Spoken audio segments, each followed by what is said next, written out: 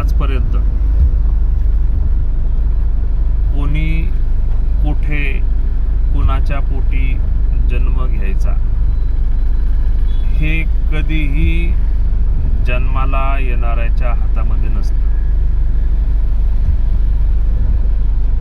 सध्याची भारताची राज्यव्यवस्था अशी आहे,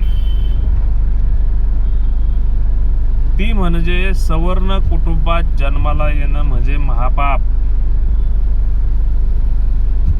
त्या सवर्ण कुटुंबामध्ये पुरुष म्हणून जन्माला येणं 100 जन्माचं पातक, त्याचं फळ. बाबांनो, एक तर तुमची जात बदला, तुमचा धर्म बदला आणि त्यानुसार तुम्ही तुमची अपत्य जन्माला घाला. नाही तर अपत्यच जन्माला घालू नका. घातली तर फक्त मुलीच घाला ज्यांचा उपभोग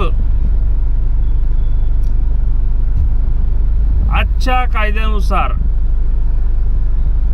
इतर घेतील. सवर्ण पुरुष नको रे बाबा.